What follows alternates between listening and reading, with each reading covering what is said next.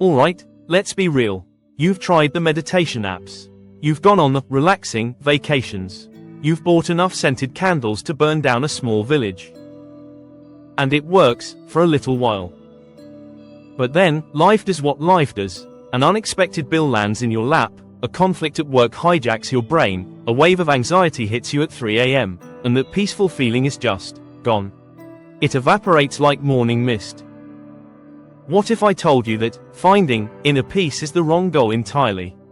That true, lasting peace isn't a fleeting feeling you have to chase, but a stable foundation you have to build.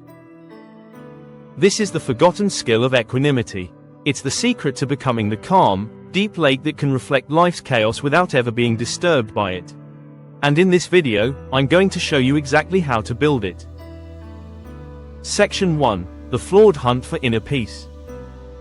We live in a world that's obsessed with the idea of inner peace, yet fundamentally gets it wrong. The modern wellness industry, a multi-billion-dollar enterprise, is built almost entirely on selling you temporary states of relaxation.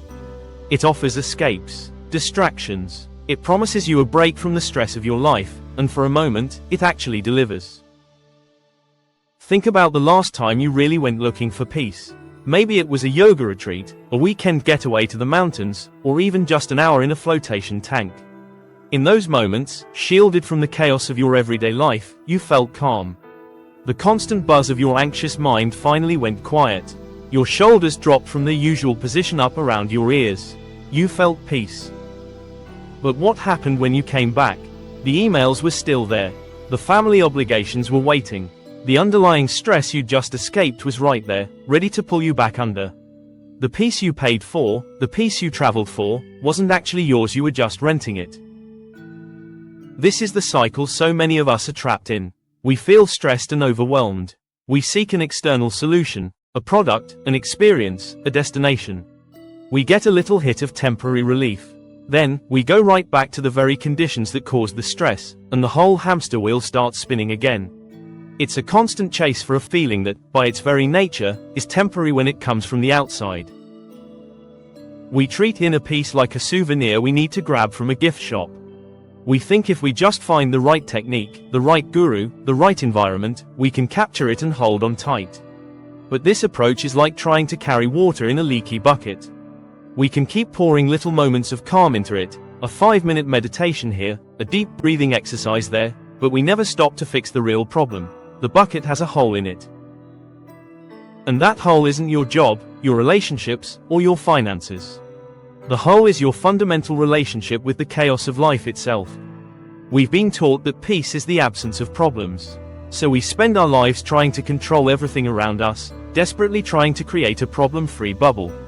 But that's an impossible task. Life, by its very nature, is unpredictable. Storms will come. The secret isn't to stop the storms, but to build a house that can withstand them. Chasing fleeting moments of calm is like trying to patch a roof in the middle of a hurricane. Building true inner peace is about reinforcing the foundation of the house itself.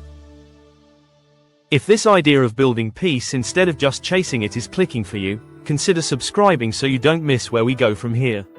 Because what we're about to get into is the heart of the matter. Section 2. The deeper problem: reactivity and the second arrow.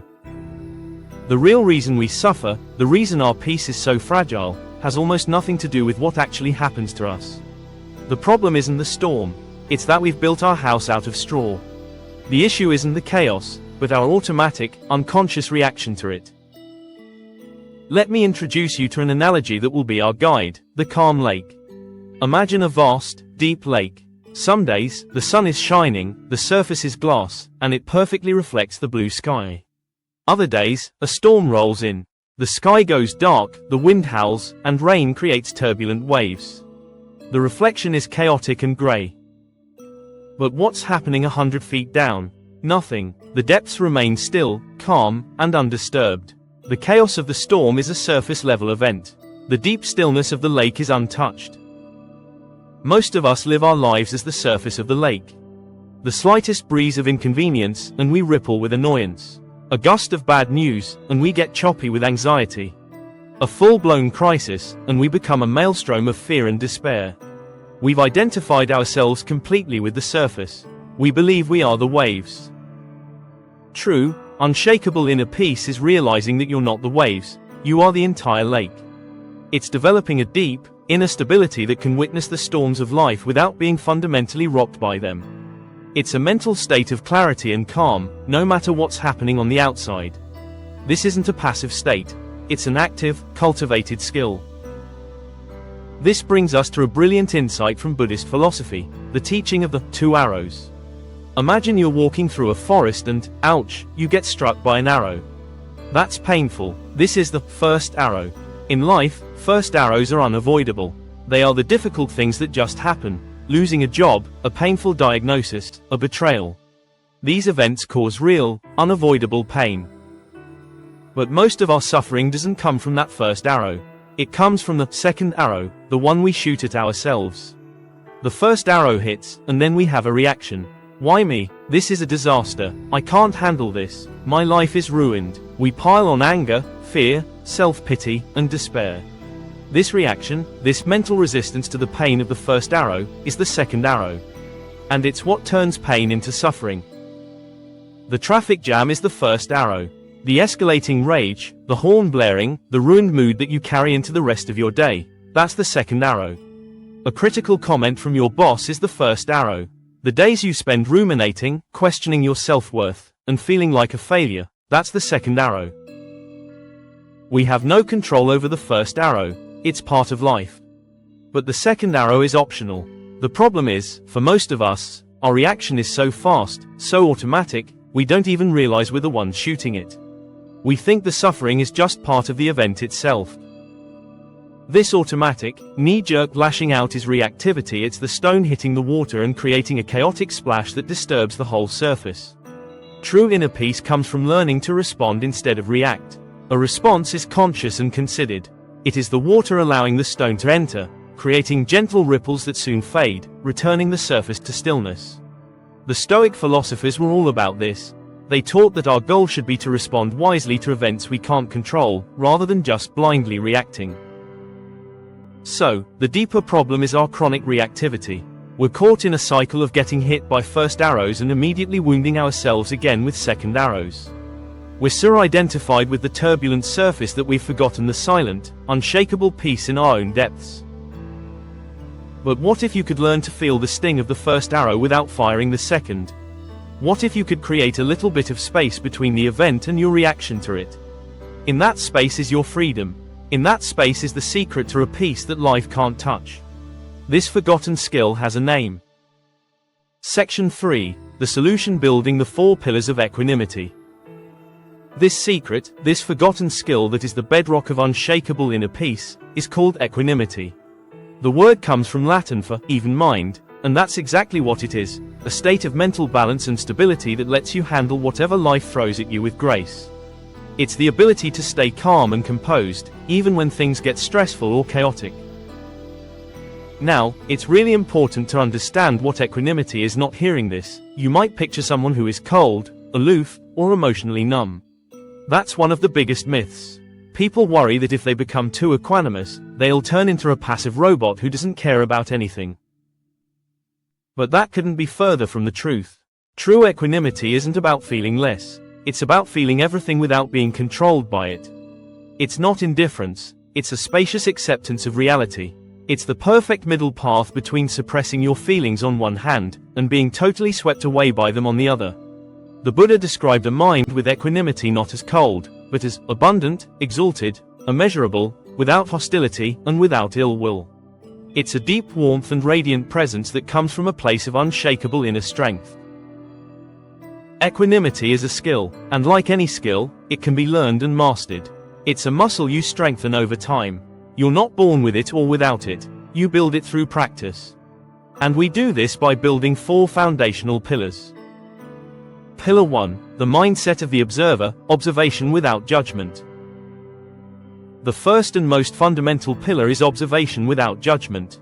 This is the core of mindfulness. It means learning to step back and witness your own inner world like a neutral observer, instead of getting tangled up in all the drama. Imagine you're sitting on the bank of a river. The water flowing by is your stream of consciousness, your thoughts, feelings, and sensations. As you sit there, you see all sorts of things float by: beautiful green leaves, pleasant thoughts, muddy branches, difficult emotions, and plain old twigs, neutral feelings. The untrained, reactive mind isn't sitting on the bank. It's standing in the middle of the river. Every time a beautiful leaf floats by, it lunges to grab it, then gets upset when the current pulls it away. Every time a jagged branch comes close, it panics and tries to fight it. It's an exhausting, losing battle against the river itself. The practice of observation is learning to step out of the river and just sit on the bank. From there, you can simply watch everything float by. You see a pleasant thought, you acknowledge it, a pleasant thought, and you let it go. You see a wave of anxiety, you acknowledge it, anxiety is here, and you let it continue on its way. You don't have to jump in. You don't have to fight. You just observe. You are not your thoughts. You are the awareness of your thoughts. This is a profoundly powerful shift. A simple way to practice this is through meditation. You can start right now. Just get comfortable, close your eyes, and bring your attention to the feeling of your breath. In and out. Inevitably, your mind will wander. The moment you notice that, you've already won. Gently, without judging yourself, just label it, thinking, and guide your attention back to your breath. Each time you do this, you're doing a mental representative. You're strengthening your observation muscle. Modern neuroscience shows that regular mindfulness practice can actually beef up your prefrontal cortex, the part of your brain for focus and emotional regulation, while calming down the amygdala, your brain's twitchy alarm system. You are literally rewiring your brain to be less reactive and more responsive. Pillar 2, the wisdom of impermanence, accepting the ebb and flow. The second pillar is a deep, gut-level understanding of impermanence. This is a core teaching in traditions from Buddhism to Stoicism, and for good reason. It's the recognition that everything in life, everything, is constantly changing. Nothing lasts forever. So much of our suffering comes from fighting this basic law of nature. We cling to pleasant experiences, trying to freeze-frame moments of joy or success. This clinging creates anxiety because, deep down, we know we can't hold on. Then, when the moment inevitably fades, we suffer the loss. On the flip side, we resist unpleasant experiences with all our might. We push away pain, fear, and sadness, thinking they'll be permanent fixtures if we let them in. This resistance just creates more tension and internal conflict. Equanimity is born from relaxing this fight. It comes from accepting impermanence as a friend, not an enemy. When you're experiencing a moment of pure joy, you can savor it completely, without the anxious pressure to make it last. You appreciate it for what it is, a beautiful, passing cloud. And when you're in a moment of great difficulty, you find comfort in knowing that it, too, is a passing cloud. The pain, the worry, the grief, this isn't your permanent address. Think of your emotional life like the weather. Nobody expects it to be sunny every single day. We get that there will be sunny days, rainy days, and stormy days.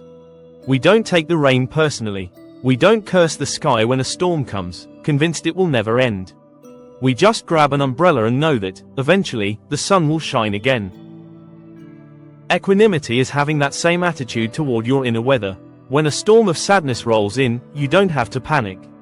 You can give it space to exist, knowing it's temporary.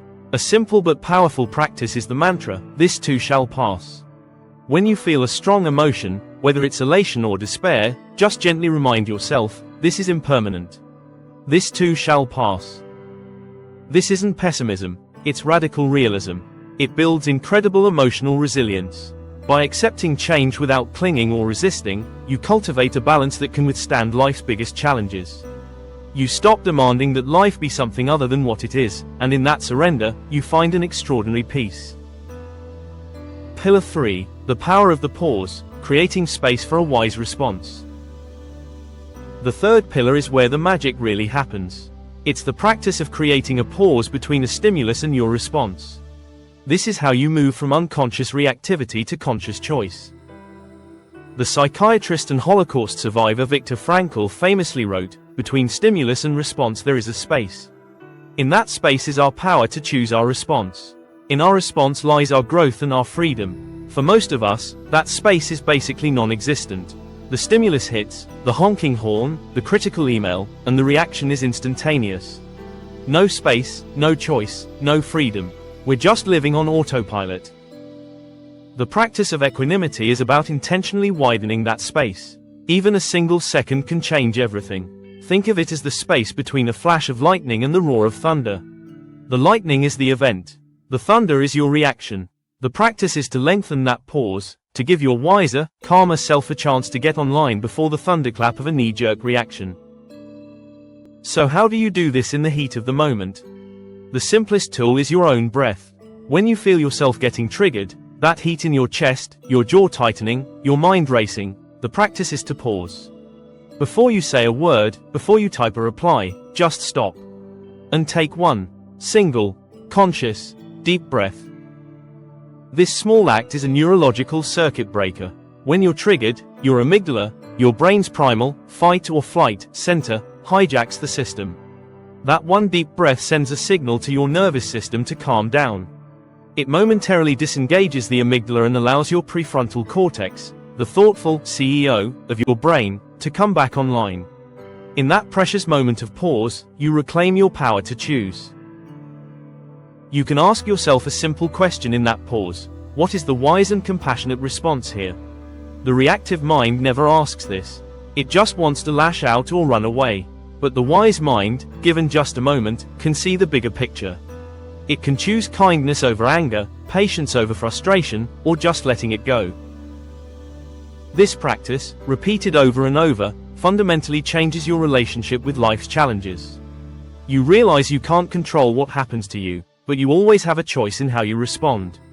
That is your ultimate power. Pillar 4, the compassionate container, holding your experience with kindness. The final pillar holds all the others. It's the practice of creating a compassionate container for your experience. Equanimity isn't a harsh, rigid discipline.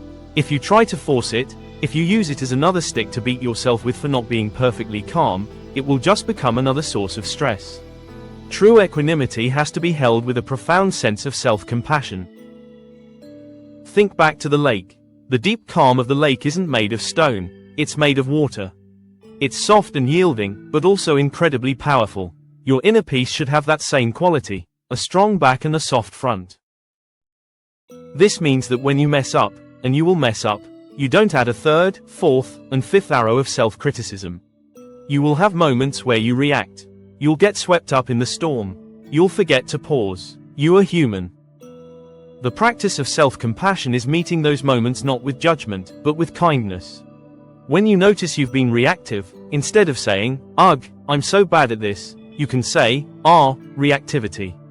This is hard. It's okay. You can treat yourself with the same warmth you'd offer a dear friend who is struggling. The teacher Oren Sofer offers a beautiful analogy for this. He compares it to dissolving salt in water. If you put a tablespoon of salt into a small glass of water, the water becomes undrinkably salty. That's like a difficult emotion overwhelming a constricted, judgmental mind. But if you take that same tablespoon of salt and dissolve it in a vast lake, you wouldn't even taste it. The lake is so spacious it can easily hold the salt without its nature being changed. Self-compassion is what creates that vast lake within you. It creates an inner container big enough to hold all of your experiences, the joy, the grief, the anger, the peace, without being overwhelmed by any of them. It allows you to be with your suffering without becoming your suffering. So the practice is simple. When you struggle, offer yourself a moment of kindness. You can place a hand on your heart, which can soothe your nervous system. You can offer yourself some kind words. This is hard right now.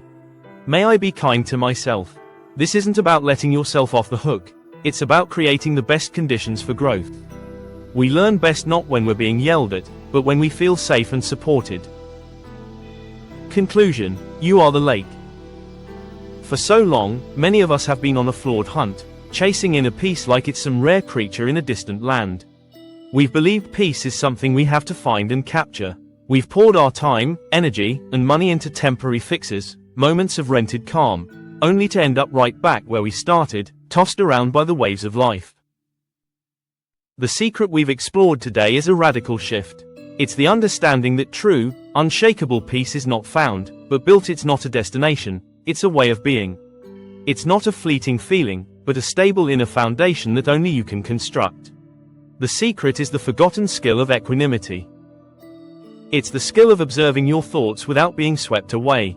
It's the wisdom of embracing the ebb and flow of life. It's the power of the pause, where you reclaim your freedom to choose. And it's the gentle strength of self-compassion, which holds it all with kindness. This isn't an overnight fix. It's a practice, a journey. There will be days you feel like the turbulent surface of the lake, at the mercy of the storm.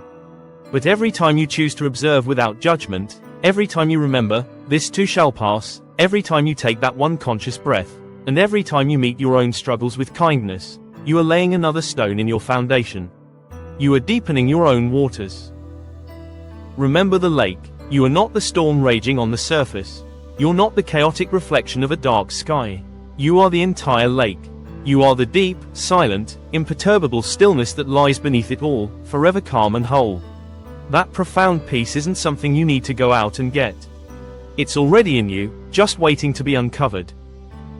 If this video was helpful, please give it a like and subscribe for more deep dives into building a resilient and peaceful mind. Your story might just be the lighthouse that helps someone else navigate their own storm. Thanks for being here. Be well.